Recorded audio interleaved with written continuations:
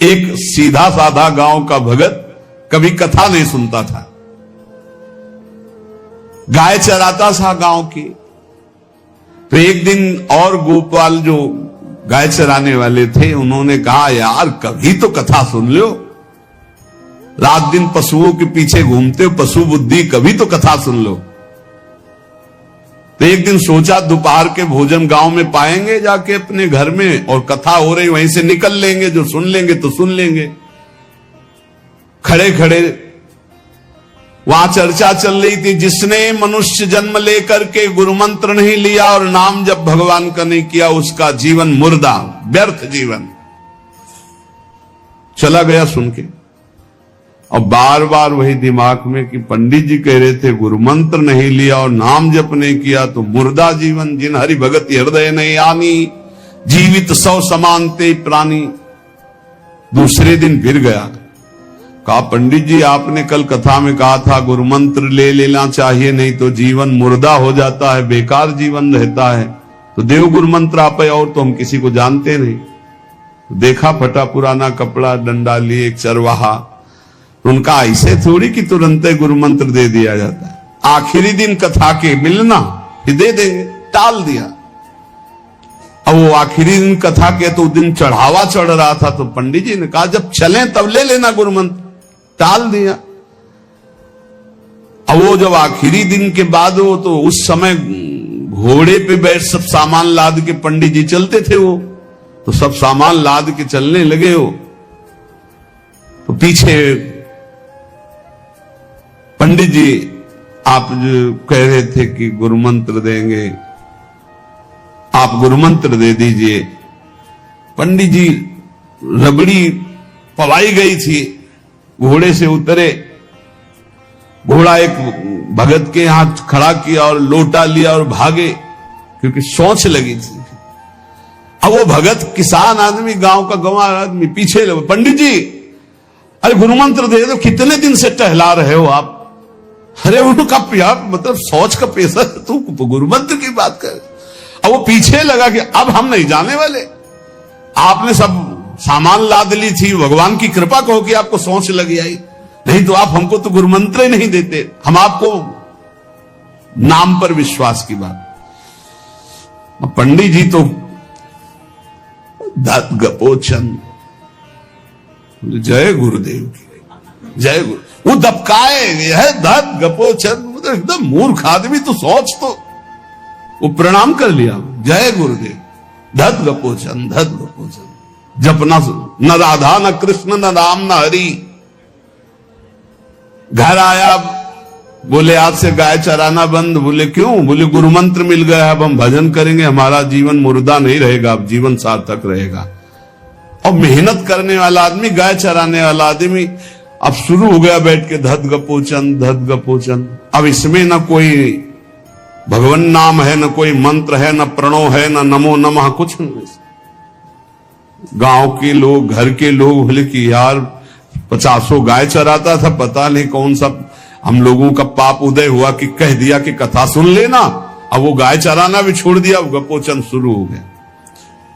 अब उसकी ऐसी लगन लगी, सहज सरल भोले जो होते हैं ना, हरिवंश महाप्रभु कह रहे हैं, मुनि मन ध्यान धरत नहीं पावत, करत विनोद संग बालक भट, दास अनन्य भजन रस कारण, जैसे हित हरिवंश प्रगट लीलान। लालजू महाराज बड़े बड़े मुनियों के ध्यान में नहीं आने वाले, बड़े विनोदी। रुक्मिणी जी से कहा तैयार हो, भगत के दर्शन करने चलना है। रुक्मिणी जी ने कहा बहुत दिनों बाद आज आपको किसी भक्त की याद आई, प्रभु जरूर कोई महाभागवत होगा, हम चलते हैं। बोले बहुत विचित्र महाभागवत। चले, साधारण वेश में चलना है। जब गांव में गए, उस भगवान तो सर्वज्ञ ही है, उसके घर के दरवाजे में बैठ गए और रुक्मिणी जी से कहा कि पहले तुम मिल के आओ भगत के, फिर हम मिलेंगे। रुक्मिणी जी ने कहा हाँ ये उत्तम बात है, पहले हम उनको दर्शन दे के और दर्शन करके आती है। तो आंख मूंदे से न खाना न पीना, धत गपोचन। रुक्मिणी जी इनका ये कौन सा नाम भगवान का, न विष्णु शास्त्र नाम में है, न गोपाल शास्त्र नाम में है, और कहीं हमने पढ़ा नहीं, ये कौन सा भजन कर रहा है? कहे किसका भजन कर रहे हो? चुप रहा। फिर किसका भजन कर? 2-3 बार तो गुस्सा के आंख खोला, देखा कोई स्त्री, तो बोले तुम्हारे खसम का भजन कर रहे हैं। और किसका कर रहे हैं? वो रुक्मिणी जी आ गई, बोले बहुत जानकार भगत है प्रभु द्वारिकाधीश से कहा बहुत जानकार भगत है। बोले क्यों? बोले हमने कहा कि किसका भजन कर रहे हो, देखो हम इतना छुप के गई थी, लेकिन वो पहचान गए, वो कह रहे तुम्हारे खसम का भजन कर रहे थे। अब भगवान ने कहा हाँ तभी तो हम आए भगत जोड़कर। बोले प्रभु आप दर्शन बाद में करना, जाके पहले हमारा प्रश्न बता, प्रश्न का उत्तर दे दो कि आपके विष्णु शास्त्र नाम, गोपाल शास्त्र नाम, बहुत से नाम है, ये नाम तो हमने कभी नहीं सुना। भगवान ने कहा ये नाम हमको तो बहुत प्यारा है। बोले आपको कब, मतलब ये कब कैसे नाम रखा गया? बोले बहुत प्यारा है, हमारा ब्रज का रखा हुआ नाम है, ब्रज में मैया ने रखा था। कैसे रखा था? बोले एक दिन मैं माखन चोरी कर रहा था, सखा के कांधे पर खड़ा हुआ, ऊपर माट में हाथ डालकर मक्खन पूरा ऐसे खाता जाता, सखा को पवाता जाता। इतने में मैया और गोपी जन आ गई। एक कन्हैया ये क्या कर रहा है? अब हमने देखा कि फंस गए। हमने कहा कि मैया हमें बहुत भूख लगी थी और देखा कि इसमें चींटी चढ़ी हुई है, तो हम चींटी निकाल रहे थे। तो बोले चींटी कैसे निकाल रहे थे? यहां पूरा हाथ सना हुआ है तुम्हारा चींटी। बोले अरे भैया तू बावरी, जब चींटी को ऐसे निकालने करते वो अंदर चली जाती तो खबो खबो के निकाला, इसलिए ऐसा इतना हाथ हो। बोले यहां मुंह में भी जब तुम्हारे मक्खन लगा, एक मक्खी बार बार उड़ रही थी तो हम ऐसे मारा तो पूरा मुंह में मक्खन लगा। मैया ने कहा धत गपोचर। बोले ये उस समय का नाम रखा हुआ है, मेरा बाल गोविंद में जब मैया ने रखा था मक्खन चोरी के समय उस। अब आप विचार करके देखो, भगवान का साक्षात्कार गुरु वचनों पर विश्वास होने पर साधारण शब्द बोला तो भगवान तो सर्वलोक महेश्वर सर्वज्ञ, उनके सब अक्षर, जैसे हर अक्षर में आ विराजमान है, का खा गा घा आ, ऐसे ही सब अक्षरों में ब्रह्म विराजमान है। फिर राधा नाम तो स्वयं हरि जपते हैं, और राधा नाम तो परम प्रेम में है और बड़ा गुही है। विश्वास करके जब वो धदगपोचंद जपा तो रुक्मिणी और द्वारिकाधीश भगवान दर्शन देने आ गए, और तुम विश्वास करके राधा राधा जपोगे तुम्हें नहीं प्राप्त हो जाएगा? अरे यही राधा स्वयं भगवान हरि जपते हैं। इसलिए पहला जीवन का चरम लक्ष्य भगवत प्रेम, भगवत प्राप्ति। दूसरा, हमारी बुद्धि केवल विचार करे तो श्यामा श्याम के ही विषय में, किसी व्यक्ति वस्तु स्थान का अगर हमारा चिंतन हो रहा, संबंध हो रहा, तो श्यामा श्याम के संबंध से हो। जैसे गोस्वामी तुलसीदास जी कहते, नाते नेह राम के मनियत सुहृद सुसेव्य जहां लो। अगर ऐसा नहीं तो फिर हर वस्तु व्यक्ति स्थान में एक आसक्ति है, वो बांध लेगी, आप श्यामा श्याम तक नहीं पहुंच पाएंगे। इसलिए बुद्धि का जरूरी है प्रिया प्रीतम में स्थित होना।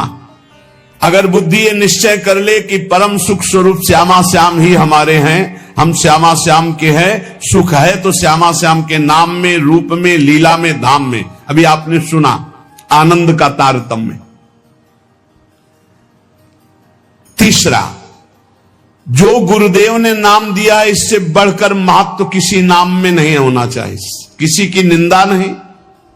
सब नाम हमारे प्रभु के हैं, पर हमारे लिए सर्वश्रेष्ठ नाम हो गया जो गुरु ने दिया है, जो मंत्र दिया, जो नाम दिया।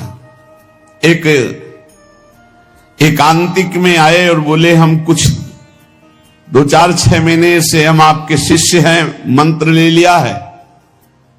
स्वप्न में एक महात्मा आए और उन्होंने हमको और मंत्र दिया है, तो अब तो हम समस्या में फंस गए कि आपका दिया गुरु मंत्र जपें या स्वप्न में कोई और महात्मा आए थे उनका दिया जपें, क्या करना चाहिए? हमने कहा तस्मात् शास्त्रम प्रमाणम। जब सप्त ऋषि जी आए, स्वप्न में नहीं, सीधे साक्षात आए पार्वती जी के पास, और कहा ये किसके लिए तपस्या कर रहे हो? महादेव जी के लिए। महादेव जी में क्या है, चलो हम तुम्हें भगवान नारायण को पति रूप में, भगवान विष्णु वैकुंठाधिपति अपार वैभव, उनको। तो जो माता जी ने बात कही पार्वती मैया ने, वही बात पकड़नी है। उन्होंने कहा तजऊ न नारद कर उपदेशु, आप कहें सतबार महेशु। सप्तऋषियों, अपने गुरुदेव नारद जी के उपदेश का मैं कभी त्याग नहीं कर सकती, चाहे स्वयं इष्ट देव भगवान शंकर आकर सैकड़ों बार कहें तो भी। तजऊ न नारद कर उपदेशु, आप कहें सत बार महेशु।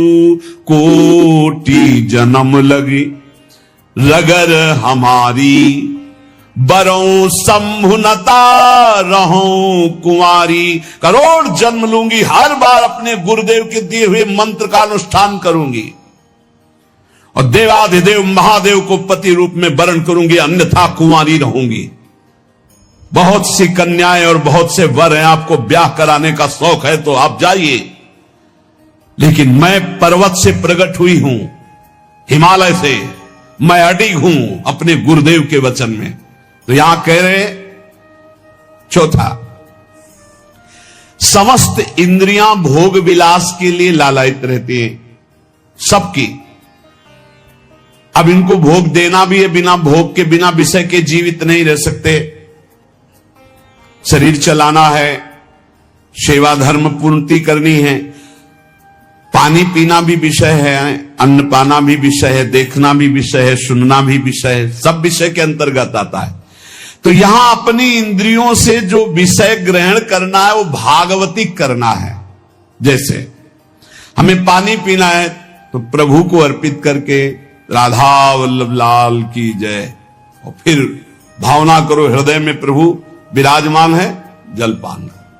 भोजन भोग अर्पित किया, भगवत स्वरूप प्रसाद, हम प्रसाद पा रहे। वस्त्र प्रसादी, सुनना भगवत विषय, देखना भगवत भाव, बोलना भगवत संबंध से।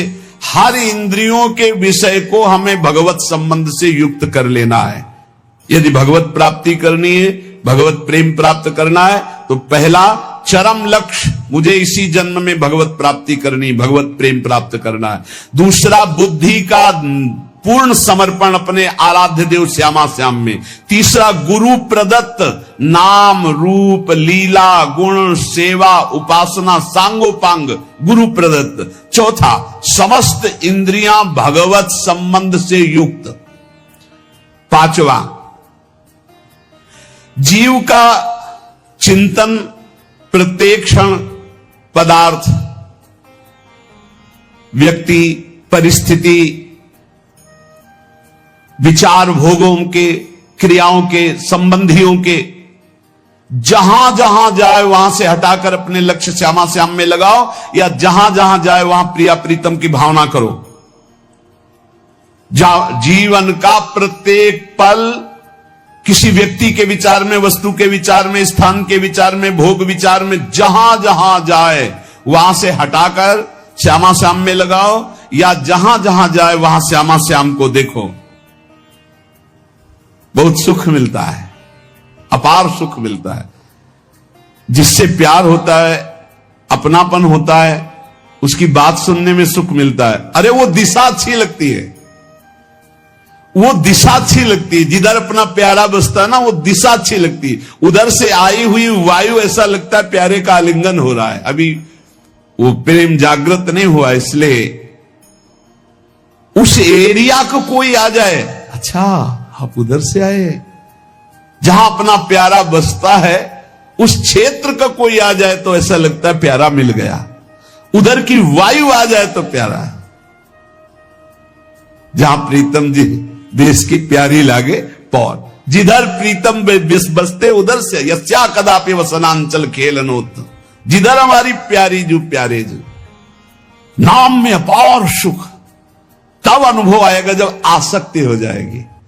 अभी आसक्ति अन्यत्र है, नाम में आसक्ति तो है नहीं। तो एक उपासक कि मुझे नाम जपने में श्रद्धा नहीं हो रही। बिल्कुल ना हो, आप चिंता मत करो। भाव शब्द समझिए, कुभाव अनख आलसहु, नाम जपत मंगल दिशि दसहु। भाव से जपो, कुभाव से जपो, मन लगे या ना लगे तुम्हें फल मिलेगा, पक्का मिलेगा, मंगल दसों दिशाओं में होगा। विश्वास करके जपो तो, और एक दिन जब स्वाद लग जाएगा तब आप भी ऐसे ही बोलोगे जैसे बड़े बड़े संत महापुरुष बोलते हैं, नाम जीवन, नाम सर्वस्व, नाम ही हमारा प्राण धन। 8वां, जीवन में राग द्वेष न रह जाए। बड़ा खतरनाक है ये राग द्वेष। अगर किसी से राग है तो बड़ा सूक्ष्म होता है राग का धागा, और वो जब हमारे ऊपर संकट आएगी, विपत्ति आएगी, या तो वो धागा दिखाई देता कि अभी वो है ना। द्रौपदी जी को पहले श्री कृष्ण याद नहीं आए, 5 महारथी पति है अतिरथी, वो याद आए, फिर भीष्मादि याद आए, फिर अपनी भुजाओं का बल, फिर दांतों का बल, और जब निर्बल तब महाबल। सुनेरी मैंने निर्बल के बल राम, महाबल प्रभु श्री कृष्ण का तब जागृत हुआ। ये राग बहुत खतरनाक है, किसी से राग ना करें। यही राग जब प्रियालाल के चरणों में अर्पित हो जाता है तो अनुराग कहलाता है। जब शरीर भोग, शरीर संबंधी, यही बहुत फंसाव वाला जन्म मरण चक्र का मूल यही राग है। और जब इसमें बाधा पड़ती तो द्वेष हो जाता है। द्वेष बहुत खतरनाक है। भजन कर रहे हैं, कई वर्ष पहले किसी ने कुछ कहा, याद आ गया और जलने लगा हृदय। उसकी पूरी सामने झांकी है, भजन कर रहे हैं प्रभु का, और झांकी है उस द्वेष जिससे हुआ है, और हृदय जलने लगा। या कभी वो सामने पड़ गया तो देखकर जल। द्वेष ना होने पावे, अजात शत्रु ते सदा। भक्त अजात शत्रु होता, एक भी पूरा सृष्टि में शत्रु ना होने पावे। 9वां, प्रत्येक परिस्थिति में अपने आराध्य देव के द्वारा दिया गया मंगल विधान है ऐसा मानना। एक बार हमने सुना था, उस समय किडनी का रोग प्रकाशित नहीं हुआ था, कि असाध्य रोग भगवान की विशेष कृपा से प्राप्त होता है। तो साधन पर उस समय जोर था, तो डर लगा कि असाध्य रोग कृपा कैसे हो सकती है, ना साधन में बैठ सकते हैं, पीड़ा रहती होगी तो भजन भी नहीं हो सकता, तो ये कृपा कैसे हो सकती है असाध्य रोग। लेकिन सच्ची आपसे कहते हैं, साधना हो रही थी भगवत मार्ग में जैसा कुछ, लेकिन शरणागति में कमी थी, क्योंकि साधन पक्ष में विश्वास बहुत जोर का था। शास्त्र प्रमाणित साधन के बल से भगवत प्राप्ति पर विश्वास हमें था। कृपा शब्द का हमारा कोई परिचय नहीं था, कृपा शब्द से हमारा कोई परिचय नहीं था। पक्का समझ लीजिए, क्या कृपा शब्द, ये तो शब्द ही नहीं था, बस साधन शब्द से परिचय था। अपनी इंद्रियों को बस में करो, मन का निग्रह करो, और भगवान का निरंतर भजन करके परम पद प्राप्त करो। हर समय अपने साधन में लगे रहो। जब किडनी फेल हुई, साधन शब्द हटा, अब हाहाकार मच गया अहंकार में। अब क्या, फिर जो अहंकार शरणागत हुआ, फिर बात बन गई जो करोड़ों जन्मों